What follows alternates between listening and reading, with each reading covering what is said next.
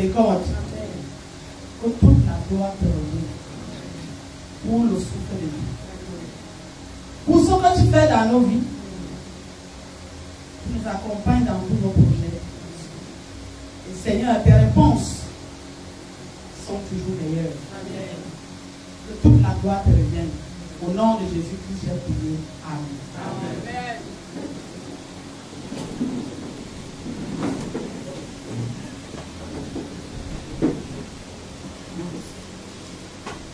À Jésus, je m'abandonne. Toi, chante. À Jésus, je m'abandonne. Je vivrai qui je le vois. Et je prends ce qu'il me donne. L'amour avec la volonté. Oh Jésus,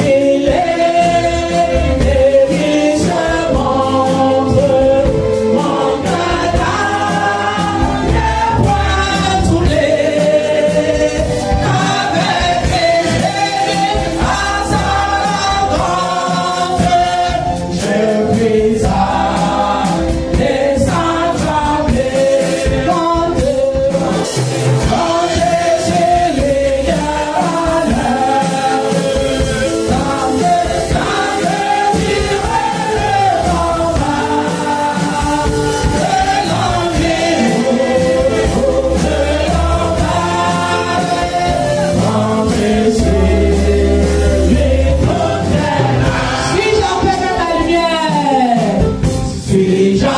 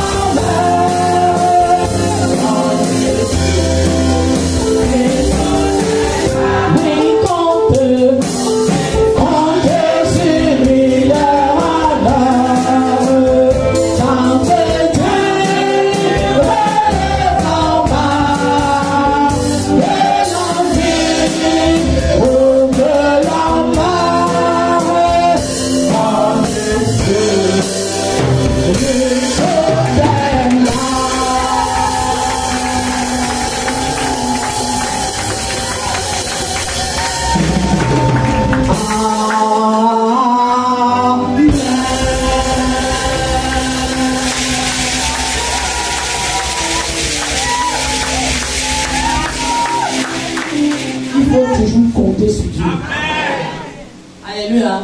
Ah oui. C'est très important. Nous allons continuer notre étude. Et le Matthieu. Matthieu chapitre 24, verset 12. Et parce que l'iniquité se sera accrue, la charité du plus grand nombre se refroidira. Parce que L'iniquité se sera accrue, la charité du plus grand nombre se refroidira. Alléluia. Alors maintenant, 2 Timothée 3. 2 Timothée chapitre 3, verset 1. Sache que dans les derniers jours, il y aura des temps difficiles. 2.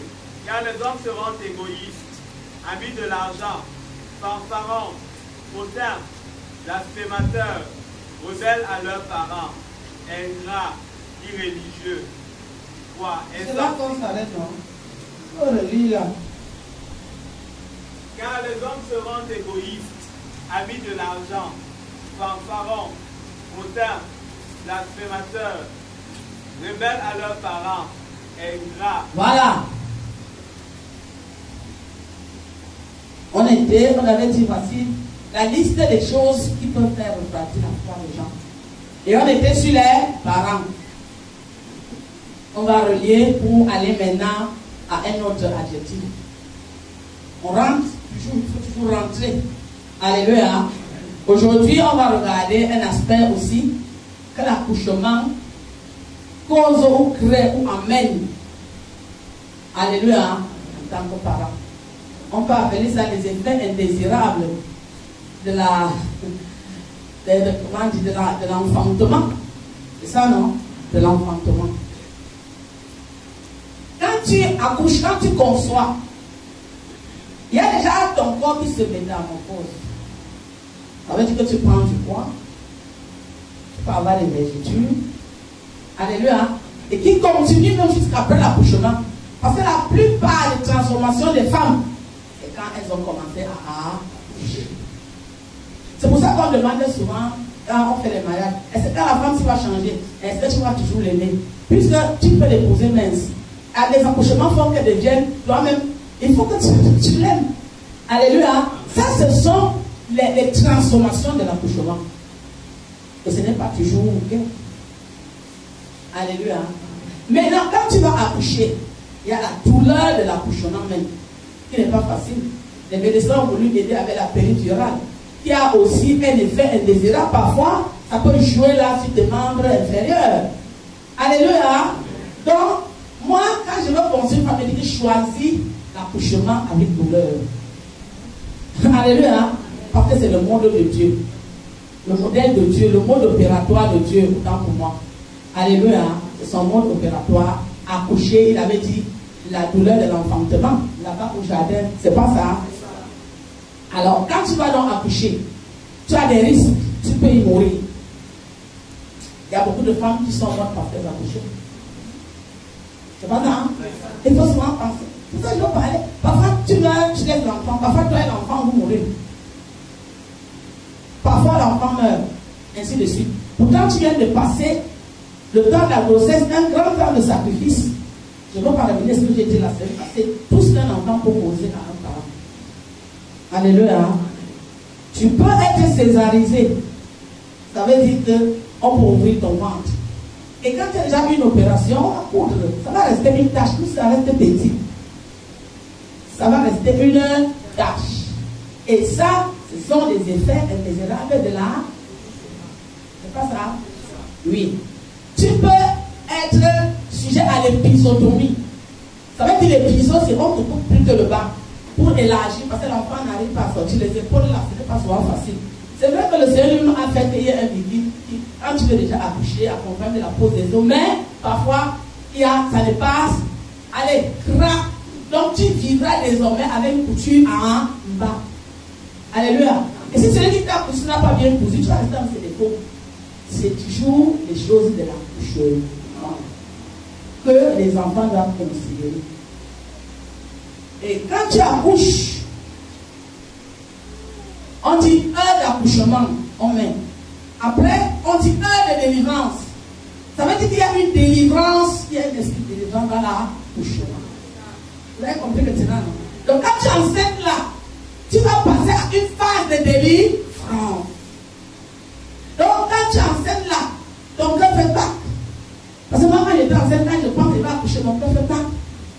même à sortir. Surtout que moi, tous les garçons, je ne disais pas coucher facilement. Alléluia. Il y a cette peur. Amen. Que tu traînes en toi parce que tu veux accoucher. Donc quand tu accouches, l'enfant sort. Après, quand le placenta sort, on dit un de délivrance. Parce que le placenta là, ça cause des hémorragies. Alléluia. Oui. Aujourd'hui, nous avons le privilège d'avoir un médecin dans la salle. Je ne vais pas le compter, mais il comprend ce que je dis. Alléluia. Il comprend bien ce que je dis. Alors, quand le placenta sort et on voit qu'il n'y a pas d'hémorragie, ceci, on dit, tu as été délivré. Est-ce qu'on voit un peu les effets? Il y a des femmes qui peuvent être césariennes 3 fois, 4 fois parce qu'elles veulent accoucher. Alors, toutes ces transformations, et parfois, ton corps ne devient plus comme c'était. Vous avez vu, non? Il y a des enfants qui abîment tellement, et d'autres femmes qui ont naturellement un corps naturel, même quand ça reste normal, il y a des petites choses qui ont changé. Alors, les femmes qui ont accouché ici physiquement, vous savez, quand tu regardes ton petit chignon dans le ventre là, tu comprends que c'est là. Est-ce que je mens? Tu comprends que l'enfant est passé là. Alléluia. C'est pour ça qu'aujourd'hui, les femmes peuvent se refaire les seins, elles se refont le ventre, elles ont ceci, les fesses, machin, elles enlèvent les bourrelets. Ce sont les enfants qui amènent les bourrelets. Vous avez compris maintenant, non? Donc un enfant, alors, quand je vais me tenir devant ta porte, peut-être qu'on va césariser, peut-être je suis passé par l'épisotomie, peut-être j'ai les bourrelets, tu me chasses. C'est les bourrelets là qui vont te juger. Amen. Toutes ces choses que je porte sur moi à cause de toi. Vous avez compris? Hein? Peut-être qu'aujourd'hui mon mari ne me regarde plus comme avant. C'est pour ça qu'on leur demande souvent que est-ce que tu vas toujours aimer? Peut-être à cause. Il y a des hommes qui ne supportent pas. Il y a ainsi de suite. Alléluia. Alléluia. Amen. À cause de toi. Et quand j'arrive chez toi, tu ne me reçois pas. Vous savez pourquoi le Seigneur a fait ça? Tu portes ça toute la vie. Les végétaux ne finissent pas, ça diminue. Tu peux rendre ça petit, mais tu ne peux pas enlever. Alléluia. Parfois les fesses des seins qui étaient très bien là. Allez, ça tombe. Tu vas faire quoi? Il faut peut-être qu'aller te mettre des silicones. Mais la silicone, ce n'est pas bien parce qu'après ça amène d'autres maladies, les cancers et tout ça. Hein? Si tu veux donc il y a les séquelles de l'accouchement sur les mamans.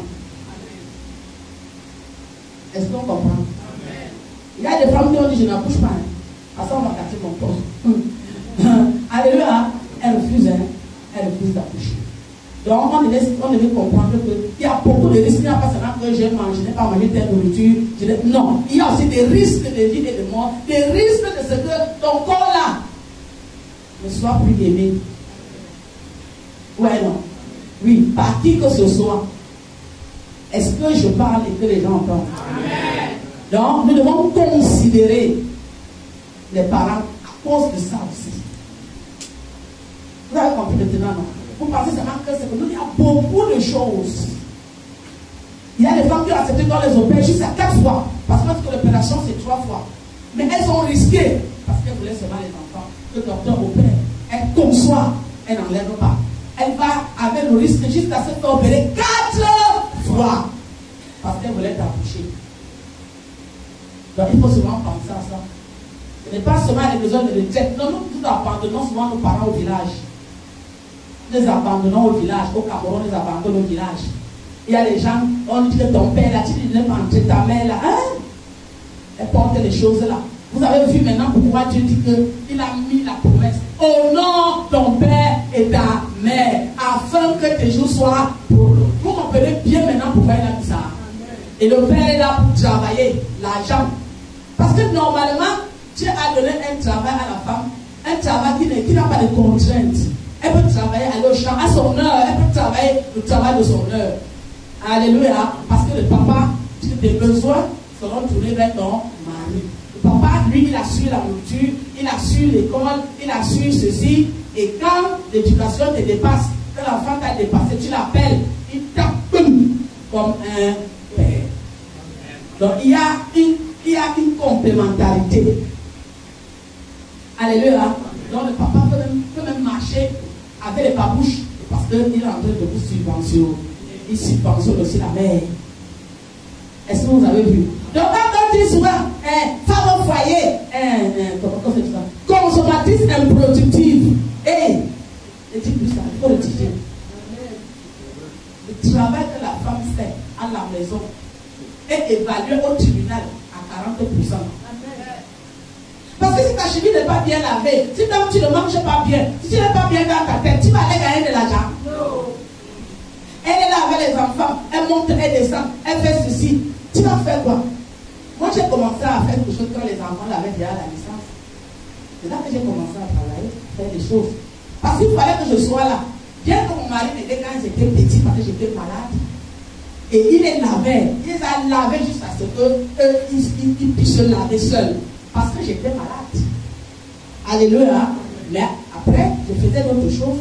Et quand je me suis retrouvée, j'ai repris mon rôle. Alléluia. Donc, c'est le père et la mère. Vous avez compris donc maintenant.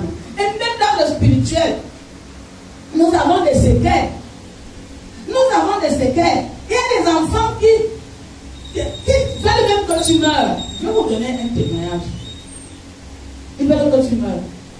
Parce que l'enfant qui te chasse devant sa porte, qui te dit je ne t'aime pas. Tu dis que je ne t'aime pas, je ne t'aime pas. Il faut vous repentir. Tu es une fille. Je voulais déjà donner tout ce que la mère porte. Parce qu'il y a une ride là dans son corps que c'est toi.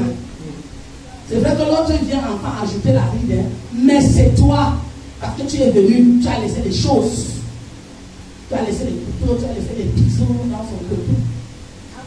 Alléluia. C'est très important. Alors on avait des frères à la communauté pour Christ ici. Un jour je m'en vais chez eux pour dire à un que le programme a changé. Alléluia. J'arrive, j'ai tout pris beaucoup dedans. Bon, je reste d'abord. Je ne vais pas aller déranger les gens qui prient comme ça. Après, j'écoute. Ils sont en train de prier. Je mets l'oreille quand même. Ils sont en train de prier, demander à Dieu que je meure. Pourquoi vous êtes venus? Ils étaient au moins 5 dedans. Et 5 de la communauté de Christ. Ils prient que je meure parce que je prêche la repentance. Il faut que je meure. Je fais des choses, je parle du péché. Ils ont prié, ils ont fini. Coco, c'est qui? C'est celle-là. Quand vous dites qu'elle meurt là, c'est moi. Ils sont restés au moins 5 minutes de là, je dis toujours à bon. Quand ils ont ouvert, je dis que bon, je venais te dire que le programme a changé. Donc c'est pas comme ça, je suis parti. Je n'ai pas fait cas de ça, Dieu me dit à Sylvie. Que je l'ai trouvé là-bas. Voilà, c'est ce genre de parents-là. C'est ce genre d'enfants qui chassent les parents chez eux. Ils ne tiennent pas compte. Tu peux mourir, tu peux faire des dégâts, ainsi de suite. Et, oh, je t'aime pas, ceci, là. C'est ça. C'est pour te dire que si c'était ça, tu allais exaucer toutes les prières. Je n'ai rien dit. J'ai dit que Sylvie, ok, on va aller donner la prédication. On a choisi deux. On a donné la prédication. En un d'abord, il prêche la repentance. On donne encore l'autre deuxième semaine, il prêche la repentance. On le met de côté, on prend l'autre. On dit qu'il faut prêcher aujourd'hui. Il prêche la repentance. L'autre semaine suit, il prêche la repentance. Vous pensez que la Bible, c'est un livre de repentance? C'est un livre où tu dois toujours faire le choix. Chaque fois que la parole sort, qu'est-ce que tu vas prêcher si tout le monde va se sentir concerné, ou il doit changer quelque chose? C'est comme ça. Les enfants qui ne respectent pas leurs parents. Le jour que vous serez parents, vous aurez envie qu'on vous respecte. Parce qu'ils sont venus faire la même chose que je faisais. Et ils sont partis chez Dieu et disent que tu l'as parce qu'elle fait ça. Tu ne veux pas respecter tes parents, mais tu auras besoin que tes enfants te respectent. Viens alors faire mieux que ta mère spirituelle. Il prêche encore la repentance. Tu ne feras pas mieux que ton parent, qu'il soit spirituel ou physique, parce que tu as l'esprit de critique. Tu n'as pas l'esprit pour apprendre. Alléluia. Dans chaque chose, il faut apprendre. Et je n'ai rien dit sur le tableau comme ça. Après, ils se sont éparpillés. Je ne suis même pas sûr. Peut-être qu'il n'y a qu'un seul qui est resté dans la foi parmi tous les autres. Alléluia. Quand tu n'as pas su honorer ton père, ta mère, alléluia, tu risques d'avoir le retour. Je vous dis que la femme de mon père me disait toujours quand j'envoyais l'argent, j'envoie tout le monde. Elle dit, tes enfants te le rendront. Je ne comprenais pas. Vraiment, si elle aime comment, mais moi, je lui envoie l'argent, elle dit que mes enfants me rendront. J'étais jeune, non, mais j'envoyais toujours parce que j'avais déjà la notion. Mais c'est quand j'ai grandi que j'ai vu comment mes enfants se comportent. J'ai dit, ah, en fait, c'était la bénédiction qu'elle était en train de poser. Parce qu'il y a les enfants qui ne regardent pas leurs parents. Est-ce que ce que je dis, c'est clair? Est-ce que nous avons donc bien compris que même dans l'accouchement, il y a des effets indésirables? Même à l'église, les enfants que toi tu es parti évangéliser, tu as prié, tu as jeûné, tu les as amenés dans la maison de Dieu, tu les as fait grandir. Quand ils grandissent, il va te mettre les genoux à terre pour demander au Seigneur que tu meurs.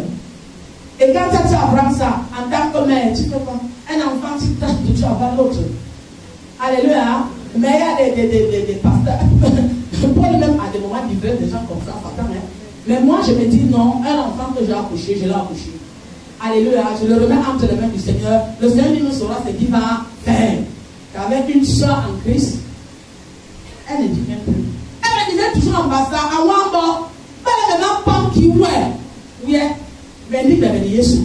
Elle disait que si j'arrive comme toi, tu as un caractère, je ne peux pas, c'est le caractère de Dieu. Parce que toi, tu ne boxes pas, tu ne t'affrontes pas. Quand tu fasses n'importe quoi, tu te trouves là où tu te dis. Elle dit, si j'arrive seulement à ton orteil, elle dit, ton orteil, Madame Bock, je te dis que je suis sûre que je suis à côté de Jésus. Mais maintenant, elle ne vit même plus, non, je ne sais pas, elle est à côté de Jésus, ou si elle n'est pas à côté de Jésus, mais je crois qu'elle. Elle dit, elle regardait ma façon de faire, et elle regardait comment le comportement des fidèles, et elle voyait mes positions. Elle dit, non, il faut seulement avoir le cœur de Dieu. Alléluia. Donc, je crois que pour les parents, je crois que je peux traverser. Je peux traverser, non? Je peux traverser. Donc voilà pourquoi tu dois tenir compte de beaucoup de choses. Et puis même tu dois demander pardon à tes parents. Ce n'est pas que tu laisses quand la parole de Dieu sort, tu dis que maman, papa, je vous ai fait, je vous demande pardon. Tu comprends, non? Pour être quitte avec Dieu. Parce que tu croyais que c'était obligé, c'était acquis. Mais tu vois les séquelles que les parents portent. Il y a des parents qui n'ont pas bien vécu à cause des enfants, des papas. Tout leur argent, ils ont travaillé pour leurs enfants. Ils n'ont pas pu construire des maisons aussi pour leur retraite parce qu'ils payaient l'école, les écoles chères. Est-ce que je mens? Non. Que Dieu nous aide. Est-ce qu'on est d'accord? On va dans un autre tube. On dit que quoi? Ingrat. Oui. On va prendre ingrat. Que veut dire ingrat? Qui ne témoigne aucune reconnaissance, qui manque de grâce, visage ingrat, pénible et peu valorisant. On va prendre d'abord qui ne témoigne aucune reconnaissance. Est-ce que nous sommes à la page? Est-ce que le réseau est bon? Chacun commence à voir comment il a fait son parent et tout ce que son parent porte sur lui. Alléluia, c'est ça qui répond à notre place. C'est fort, hein? Parce qu'on ne voyait pas comme ça. Ingrat. On a dit quoi? Il ne témoigne aucune reconnaissance. Il manque de grâce. La première ingratitude que nous manifestons, c'est d'abord envers Dieu. Oui. C'est d'abord envers Dieu parce que quand tu ne reconnais pas d'abord que c'est Dieu qui t'a créé, tu es ingrat. Nous voyons aujourd'hui, la science se développe à un niveau où on veut enlever le titre de créateur à Dieu. On dit qu'on veut créer un homme, on veut que l'homme ne meure plus, on veut que... Vous voyez, non? Et les gens sont ingrats. Ils créent ceci, ils disent qu'ils vont créer des robots, ils vont travailler, les hommes ne vont plus travailler. Peut-être c'est pour ça qu'ils veulent diminuer la population. Et vous voyez ce que Dieu fait. La technologie avance, la médecine avance, mais le taux de mortalité augmente. Il y a des maladies qu'il n'y avait pas avant. C'est l'ingratitude des hommes qui fait que Dieu fasse comme ça. Parce que quand on est ingrat, il va répliquer. Quand les gens sont ingrats, Dieu vient avec sa force parce que c'est lui qui est Dieu. La technologie est avancée, il y a les RMI, il y a les échographies, il y a même l'enfant dans le poids, il y a ceci. Mais ça n'enlève pas le taux de mortalité dans chaque chose. Pourquoi l'ingratitude? Nous créons l'écosystème, on pousse la mer, on pousse. Parce que Dieu a laissé l'eau, même les arbres là que vous voyez, l'écologie qu'on dit là, c'est pour appeler la pluie, faire ceci. Tout avait été réglé pour que l'homme vive bien. Mais les composantes de la terre, nous les détruisons à temps et à contre-temps. C'est de l'ingratitude. Parce que nous sommes une reconnaissance parce qu'il y a un créateur qui a créé les choses et qui a mis des lois. Nous, on peut seulement apprendre pour respecter ces lois-là et laisser Dieu faire sa place. Alléluia. Même les femmes que je dis qui changent les seins, les fesses et tout ça. C'est pour juger Dieu. C'est pour ça qu'il y a toujours les effets des misérables là-dedans. Est-ce qu'on comprend? Donc, les hommes nous sommes ingrats. Quand vous dites à mes gens, mon Dieu, c'est mon père, c'est ma mère. Mon Dieu même, c'est moi-même. Moi-même, je suis mon Dieu. Hey, c'est une ingratitude. Tu n'es pas ton Dieu parce que tu n'étais pas créé. Même l'enfant que tu as accouché là, tu sais que ton mari avait mis comment, ça avait fait comment pour qu'il devienne, on te dit le spermatozoïde. Ça fait alors comment, ça devient un boule de sang. Ça fait comment, ça devient une personne. La tête sort, c'est toi qui fais ça. Il y a un créateur. Donc, ton père, ta mère, ce sera le canal par lequel tu passes. Mais il y a des gens qui ne reconnaissent pas que Dieu existe. Et je dis toujours, ta haute théologie, en fait, n'est pas en train de vouloir reconnaître que Dieu existe. Le fait de fabriquer ceci, fabriquer les muscles, fabriquer ceci, fabriquer cela, en fait, c'est pour dire que nous aussi, nous pouvons faire des choses. Vous avez vu l'ingratitude, non? Donc, quand tu vis dans le péché, quand tu ne t'offres pas en sacrifice, tu es ingrat. Parce que tu vas servir un autre maître.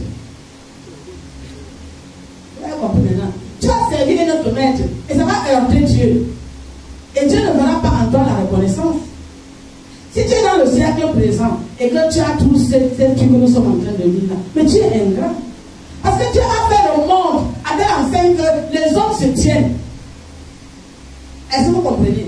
Quand vous allez voir, on dit, quand l'enfant est petit, toi tu le portes. Et quand maintenant toi tu es vieux, il te porte.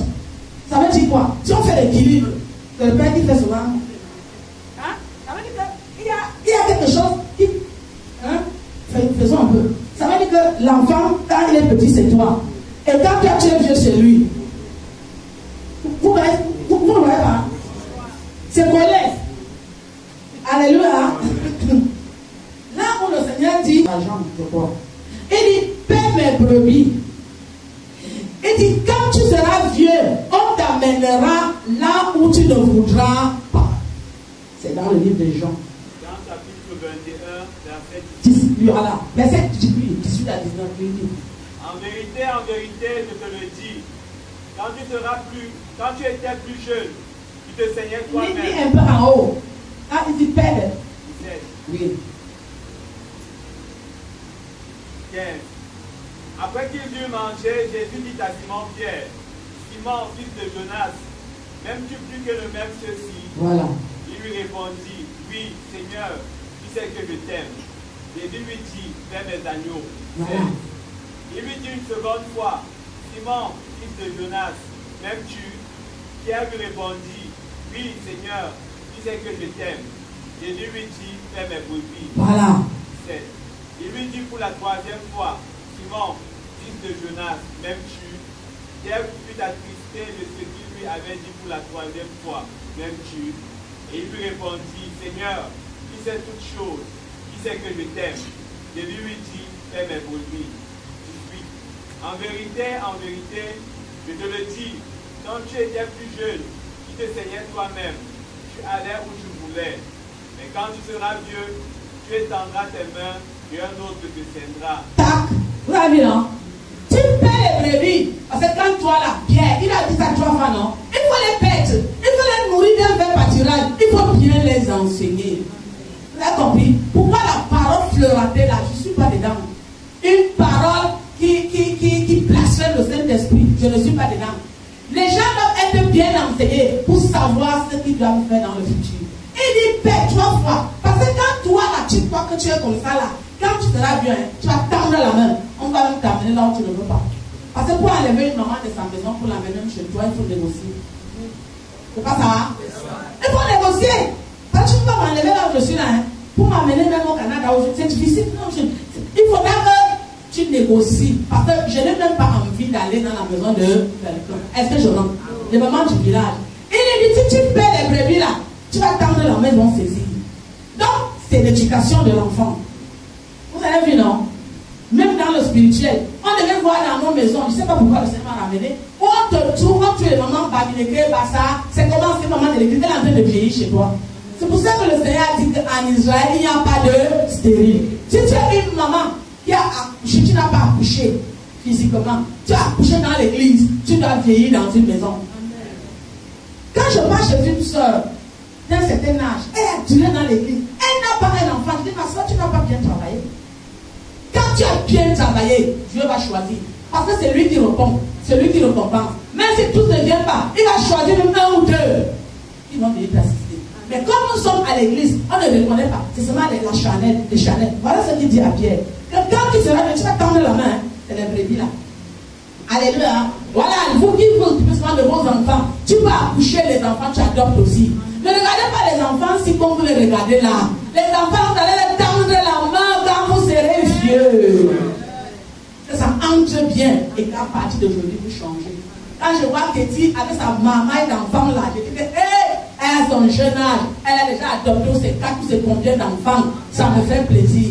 Mais il y a une parmi les enfants, la Paqueda, que j'ai dit, pour moi là, en tant que grand-mère, je verrai ça. Parmi les enfants de Kéti. Et Kéti qui a accouché ses enfants.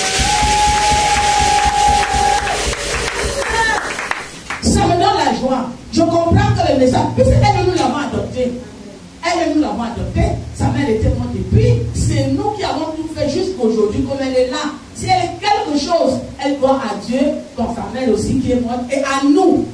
Alors elle a bien compris le message. Je dis qu'une maman, c'est des 4 enfants, je dis, yes, tu as défié Dieu, mais je ne veux pas te laisser avec tous ces charges-là. Alléluia. C'est comme ça qu'on comprend. Donc si tu es une maman dans l'église, tu vieillis, tu n'as personne qui peut venir te laver les assiettes. Tu n'as pas su perdre les brevets du Seigneur. Parce qu'il y a une loi. Donc, quand il est petit et quand ça ne tient pas, si c'est d'un seul côté, ça devient ce qu'on appelle unilatéral. Donc, ça tient ici, ça tient là-bas. Donc, tu as compris maintenant, non? Sauf que tu n'as pas fait, tu ne vas pas récolter. Il commence à dire à Pierre, il a beau se dire, voilà ma mère. Voyons, dans le spirituel, Marie avait des enfants. Hein? Elle avait un mari. Mais il a valorisé le spirituel. Parce que le spirituel est plus grand que le physique. Vous avez compris maintenant, non? Oui. Quand vous regardez les gens souvent comme ça à l'église, vous regardez, non, ne les regardez pas comme ça. Regardez-les comme je vous regarde. Alléluia. Vos enfants, là, regardez-les comme je vous regarde. À la rentrée, tu prends, tu fais les cahiers, tu prends, tu fais. On ne sait jamais. J'ai toujours les témoignages. Le Seigneur m'a ramené là, je ne sais pas pourquoi. Je reste parce que moi, je marche avec l'esprit. La grand-mère du père, la reine Gomaï, parce qu'il sort de la royauté. Elle a grandi au nord, parce qu'elle était partie là-bas depuis, je ne sais pas comment elle était partie, et elle travaille chez une personnalité, je n'aime pas citer les noms. Son mari était maître d'hôtel là-bas, personnalité, gouvernement.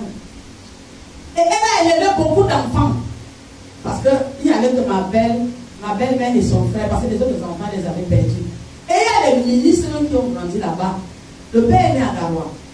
Je sais pas pourquoi il ne parle pas Foufoulé. Parce que tous ces cousins-là, ces frères-là, Noï, Alana, Lima, ils parlent bien. Ma belle-mère parlait de Foufoulé. Et elle ne portait que les pailles. Donc quand tu la voyais, tu croyais qu'elle était Foufoulé. Et pourtant, c'était du pasteur à 100%. Et elle a élevé les enfants là comme ça. Là. Chaque fois que quelqu'un sudiste arrivait, c'est chez elle qu'on restait.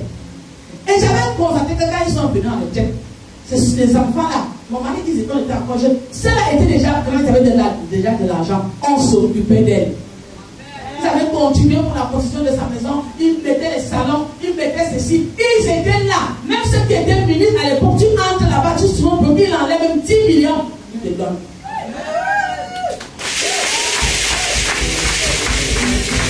Parce qu'elle avait travaillé. Et quand on te discutait, tu vas faire l'autre, tu dis non, il y avait les Bamilékés parmi. Il y avait le plus puissant même, c'était un Bamiléké avec sa femme Bamiléké. Tu veux faire ceci, on discute. Quand il y a un moment, on discute, le père c'est qu'on a discuté avec nous. Là, ça m'a laissé. Alléluia. Quand tu as semé quelque chose, vous comprenez, non? Quand tu as semé quelque chose, ça va revenir. Ça tient comme ça. Et elle avait bien gardé les enfants là chez eux. Et je me rappelle aussi, au village de ma mère, il y avait le CS de Ndou. Quand les étudiants venaient à la rentrée des villages voisins, ils se mettent au centre. Les mamans là se partagent les enfants qu'elles ne connaissent pas. Est-ce qu'il y avait l'hôtel? Il y avait les chambres à louer. Elles se partagent. Elles viennent au centre. Ils sont nombreux. Elles se retrouvent avec toi dans la maison. On partage.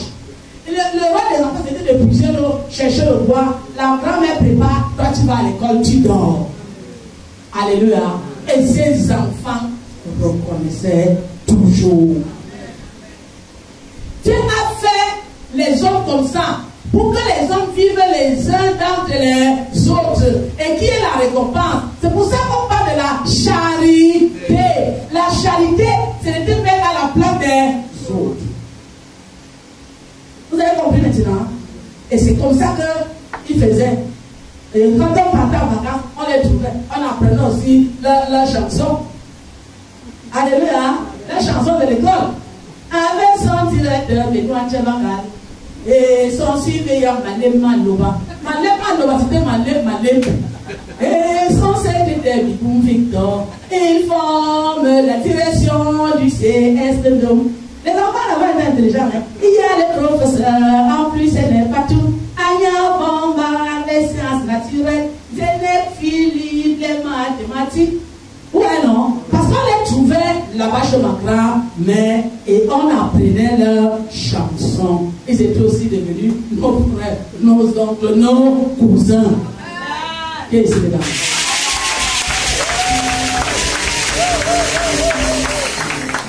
Amen. C'est ça que Dieu a voulu, Dieu a créé ça. Ouais, Dieu m'a renvoyé dans un autre verset. Donc je ne peux plus continuer, je vais m'arrêter là parce que j'ai voulu aller à un grand et puis il a encore renvoyé là-bas en même temps. C'est ça prêcher par l'esprit. Alléluia. Donc Dieu a fait ça. Tu ne peux pas te foutre des gens. Il y a des gens qui me disent, quand je viens à l'église, je salue, je sors, je pars. Je ne parle à personne. Tu es moi de plus. Mais quand il y a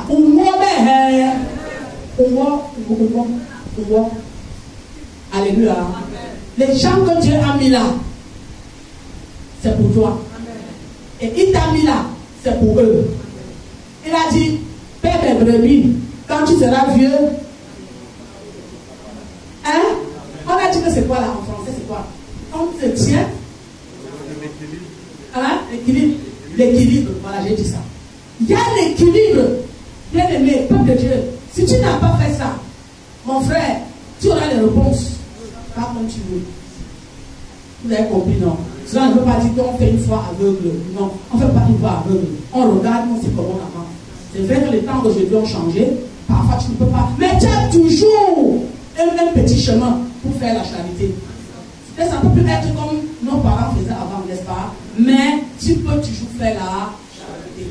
Parce que tu peux voir un enfant si tu devais payer ton école jusqu'à ce que tu finis l'école, même s'il n'habite pas chez toi. Alléluia. Tu payes son taxi, tu payes ceci, Dieu te compte cela. C'est pas ça. Donc, on peut toujours trouver des voies et moyens. Et il a dit, même avec nos parents, il faut qu'on sache comment faire. Ton parent ne peut pas habiter chez toi, mais là où il est, tu peux lui donner des conditions de bien vivre. Tu peux recruter des gens pour s'occuper, et puis de temps en temps, tu viens regarder. C'est aussi une façon. Alléluia. Mais tu ne peux pas abandonner complètement. Amen. Il faut toujours se tenir au juste milieu. C'est pour ça qu'on vous enseigne. On ne fait pas une église pour venir te dire que tu es champion, tu es guéri, tu es ceci. Tu. Dieu n'a pas dit tu, il a dit les hommes. Alléluia. Il a dit la charité, il a dit la compassion, il a dit la miséricorde. Vous voyez, dans les gratitudes, il a dit un homme qui n'a pas de grâce. Alors, la grâce, c'est pour faire quoi? C'est pour gracier les autres. C'est pas ça? Alors, il a dit ça. Il n'a pas dit ce que le monde veut nous dire aujourd'hui. Rentrons dans les vérités des Saintes Écritures. Si tu es béni, c'est que le Seigneur te bénisse.